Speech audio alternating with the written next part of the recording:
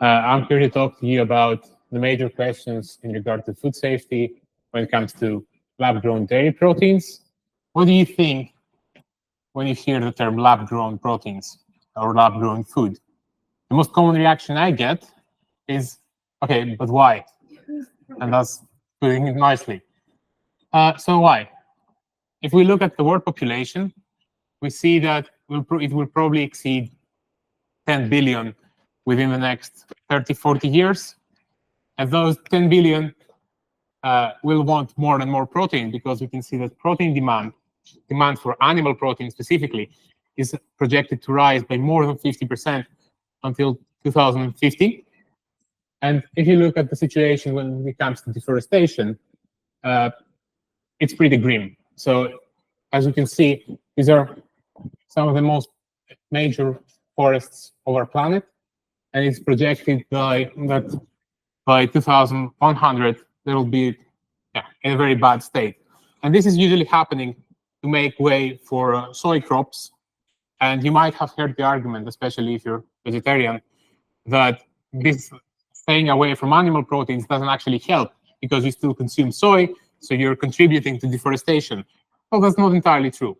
More than 75% of the world's soy is used to feed livestock for meat and dairy production, while about 8% is fed directly to humans. So we can understand that animal protein is what drives this agricultural expansion, which is what drives almost 90% of global deforestation, according to the FAO. To put it in simple terms, the way we have right now of protein consumption is completely unsustainable for the next century. So what do? We turn to alternative proteins, and lab-grown proteins are only a part of those. So at this point, you might actually wonder, or if you know something from before, how close are we to this? The answer is pretty close, and actually, in some countries, it has already happened. In the US, we have already seen GMO ice cream being produced without animals at all. These companies have raised a lot of funds, and they keep rising even more to produce these proteins. We see dossiers for these products being approved every day, mostly in the US, Canada, and Singapore, that have lighter regulations to facilitate innovation in this sector. In America, we also have approvals for cultured meat, and that's also true in Singapore. While there are also other companies like this Finnish startup that make protein simply from bacteria by feeding it air and sunlight and nothing else, which is something very sustainable. And that brings us to a few months ago, where the first application for cultivated meat was submitted in Europe. That's not in the EU, it's actually in Switzerland.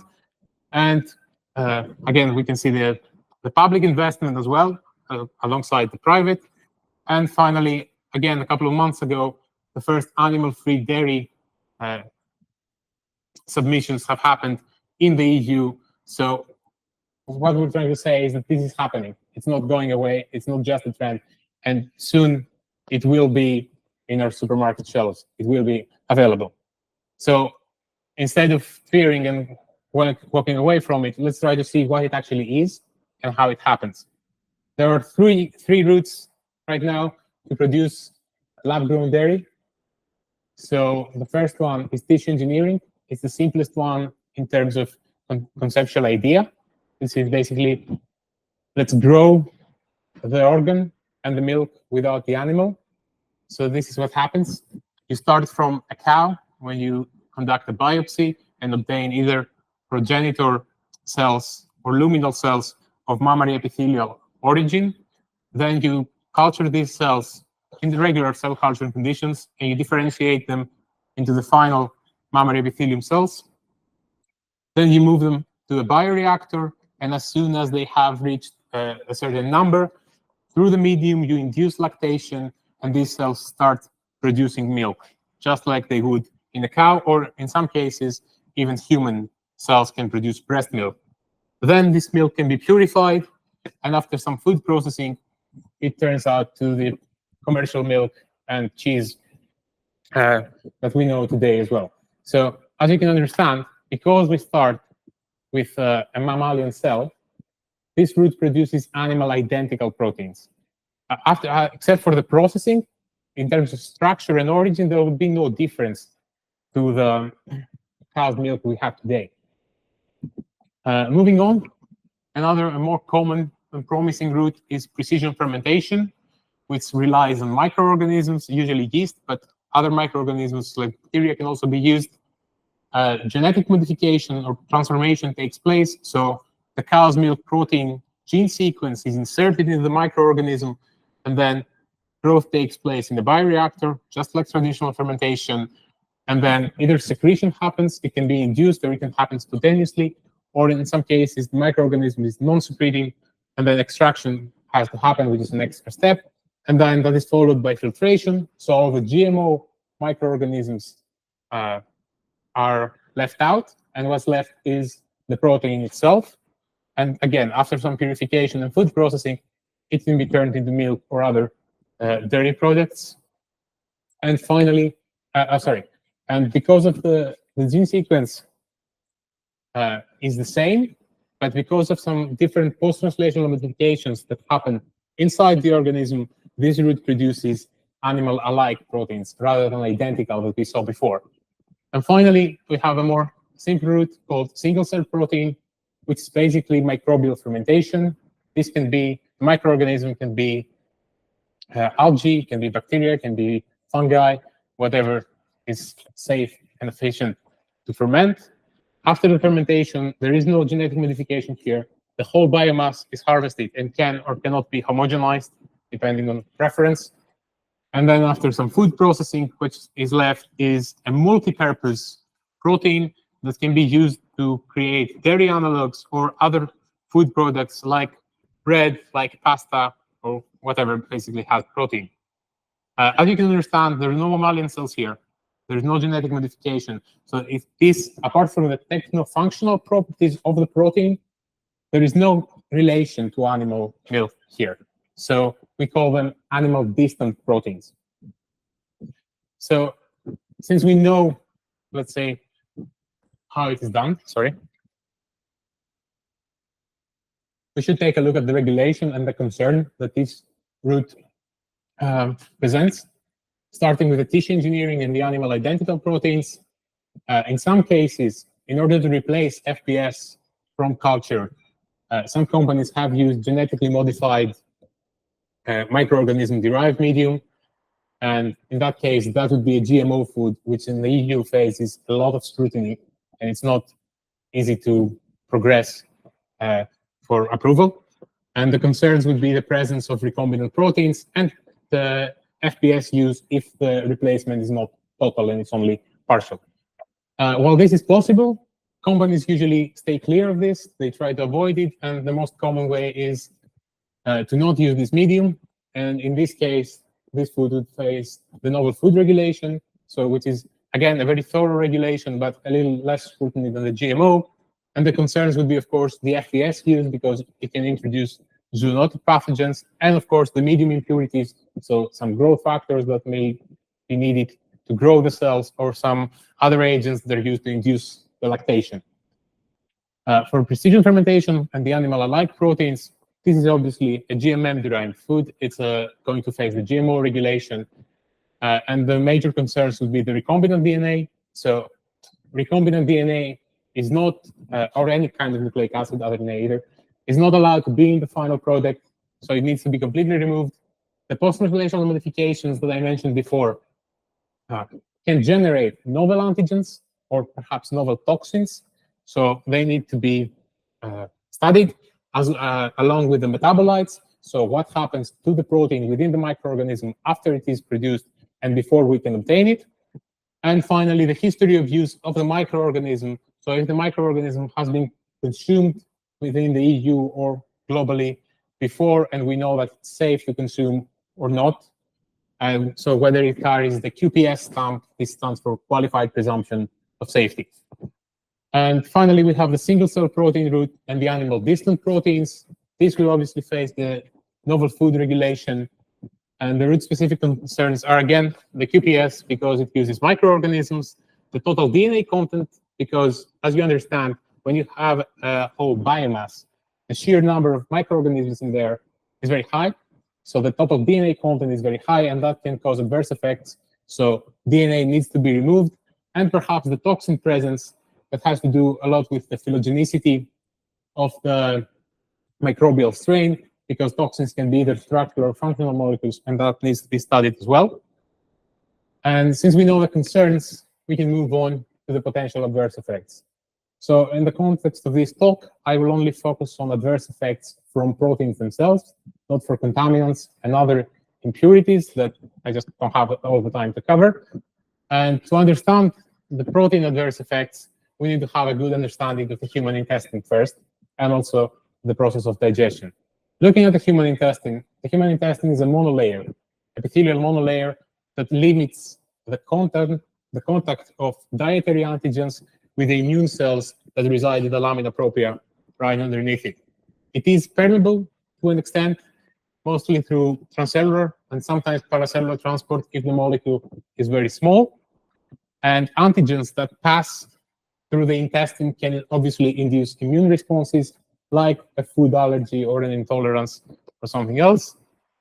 And that's why it's important that the healthy function of the monolayer is achieved, and there are no adverse effects on that, because if there are, you can have problems like leaky gut syndrome, where antigens can pass through and cause an immune response. And also we need to study the process of digestion, which is simplified to this. We start with the protein intake, then we have gastric digestion, where acid hydrolysis is catalyzed by a pepsin enzyme, and this produces a mixture of large peptides, which are then moved to the small intestine, where intestinal proteolysis is catalyzed by trypsin and chymotrypsin. DNA tripeptides and amino acids are produced. They are absorbed under healthy conditions from the body and used. But in some cases, both from the gastric digestion and the intestinal, some resistant peptides can be generated, and then under conditions, these can be absorbed and cause immunogenicity. So we have decided that we need to study this a lot when it comes to these proteins. Sorry. And we think that the digestibility is a major issue to study here for the proteins. So if we look at the regulation right now, all the foods that are in the market and that we consume every day, in terms of digestibility, just have to pass a pepsin resistance test, which is a 1-hour incubation at a low pH with pepsin. It has only gastric phase, it has non-specific conditions, so different labs can use different conditions and end up with non-comparable results. You can get samples from multiple time points, and the total digestion is 1 hour. So you can probably understand that this is not very relevant to what happens in vivo. It offers some valuable physicochemical info, mostly on the properties of the proteins, but we need a lot more relevance when we are trying to study completely novel proteins. So we have decided to use a model called InfoGest. It's an internationally standardized in vitro digestion model designed specifically to offer comparable results all over the world for the same process.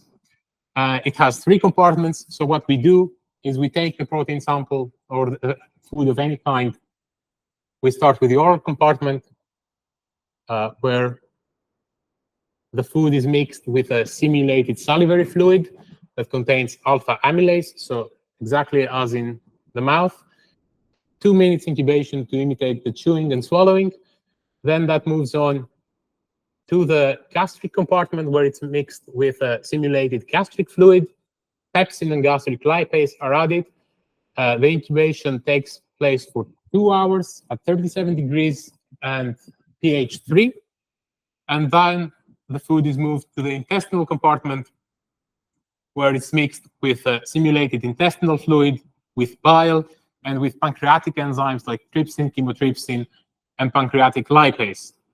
Again, the incubation is 2 hours at 37 degrees, pH 7 to mimic the small intestine, and then digestion is stopped with inhibitors and snap freezing so that we can ensure that all the degradation of the protein we see is only due to enzyme function and not because of any other conditions. Sampling can be done at multiple time points depending on what we want to study. And I have some results from our lab from this exact protocol.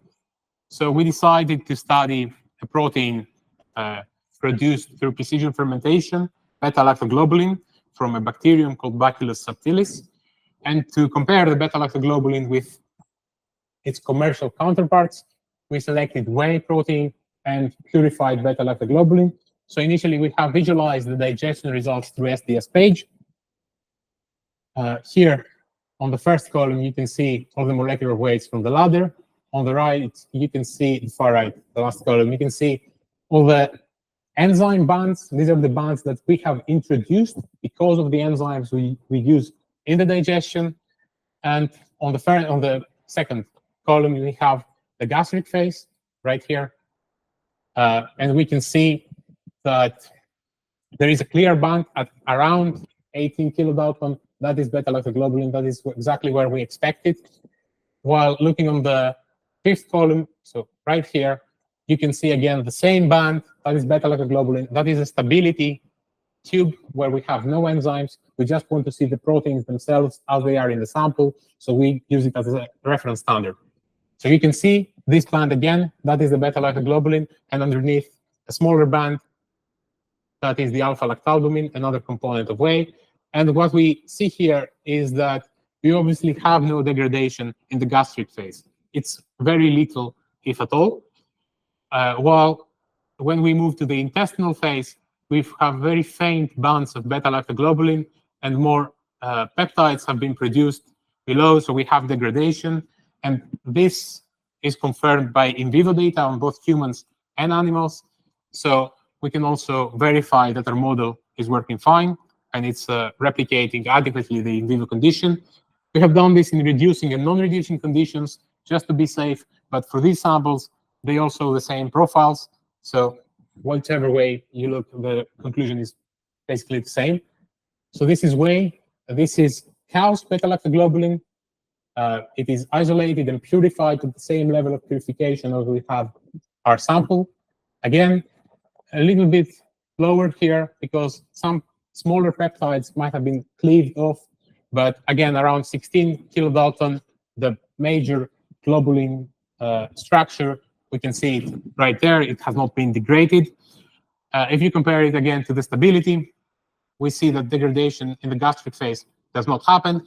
And looking at the intestinal phases, here, you see these these little shades which are created by peptides of different molecular weights that have been broken down and are trying to basically escape the gel. Again, reducing and non-reducing conditions, so the same thing. And finally, we have our recombinant protein produced through Bacillus subtilis. The bands look a little bit different, and that is expected because of the post-translational modifications that we talked as well. Some different peptides might have been cleaved, so a small fluctuation in weight is expected. But again, what is very important is to see that comparing the gastric phase to the stability, we have no breakdown in the gastric compartment. And while when we go to the intestinal 1 hour and 2 hours, we see significant breakdown, even though not complete, but some peptides are generated. So we understand that the key structure, which is a major milk allergen, has been broken down.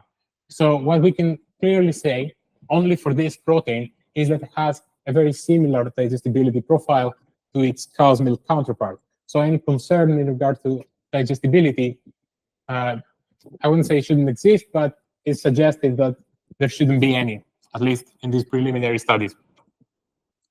And moving on, these results are good on itself, but since we can replicate the entire digestive tract, we can do a lot more. And this is to show just some of our plans. We plan to take samples from this in vitro digestion, and even if we don't succeed in doing it, this will be done eventually. Do a peptidomics analysis to find out what exactly these peptides are in terms of sequence. Then we can use online tools to determine the 3D structure. Moving on to run this against allergen and toxin databases, so we can see if those structures could have toxigenic or allergenic activity. And in case we have positive results, we can then use these samples to do cytotoxicity and genome analysis studies. So expose the cells and see what happens.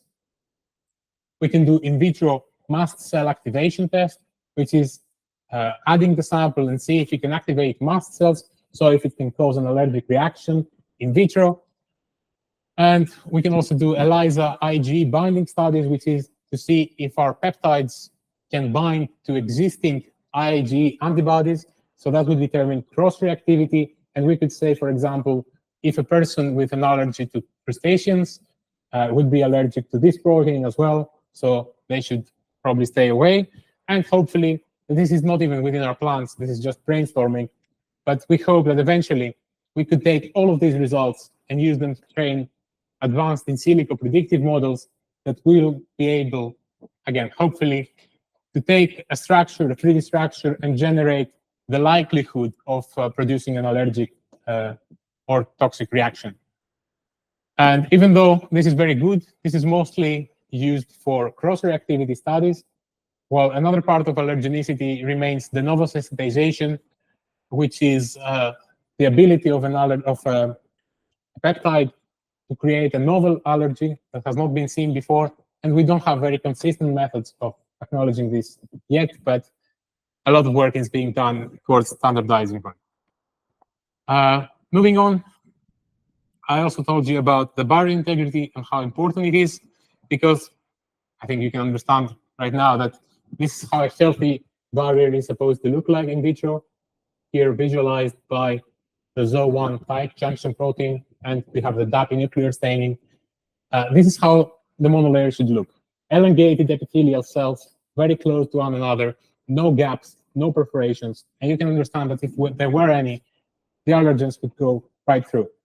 Small molecules can cross this, but large molecules enough to produce an allergic reaction cannot.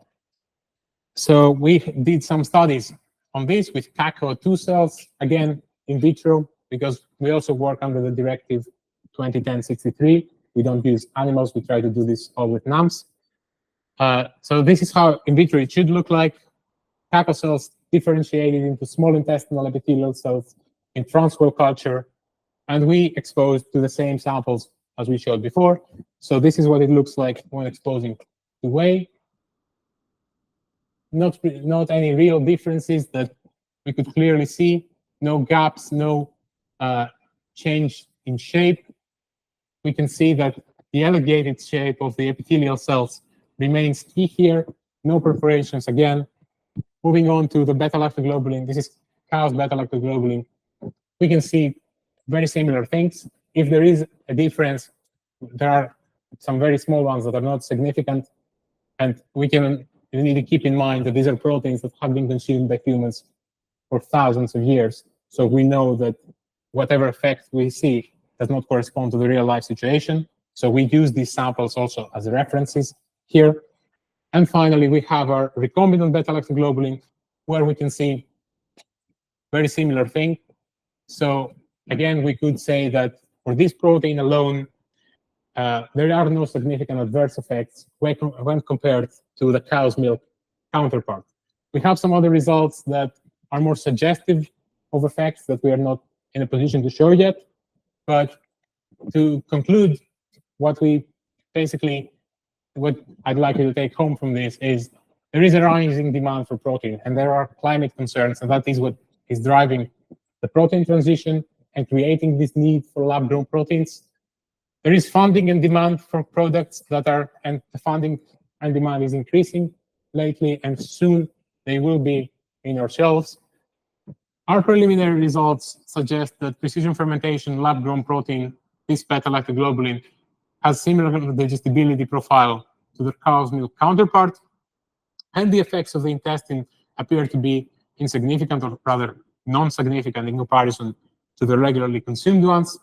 Obviously, more advanced tools are needed to be able to predict effects of protein consumption on the immune system for Ig and non-Ig mediated immune responses. So Ig is the food allergy, a little bit I showed right here.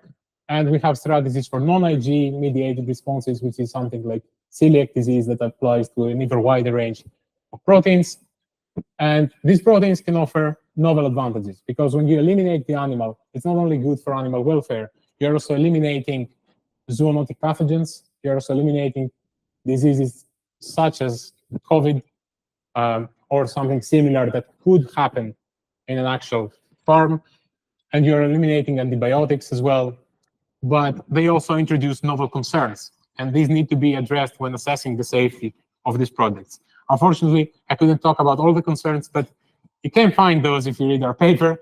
And finally, I need to talk about the possibility for designer proteins that we have seen, but have not shown yet in published data, that there is the potential, since you are controlling the gene sequence you are adding, you are controlling the structure of the protein, you have the ability to remove key parts of a specific epitope with specific health problems in mind. So that, let's say, for example, I am making a peanut protein and I remove the part of the RH allergen that is in peanut, and I make peanut butter with that so that people previously allergic can actually consume it. And this would contribute greatly to the field of personalized nutrition, and I honestly find to be quite cool. So thank you all very much for your time, and my talk.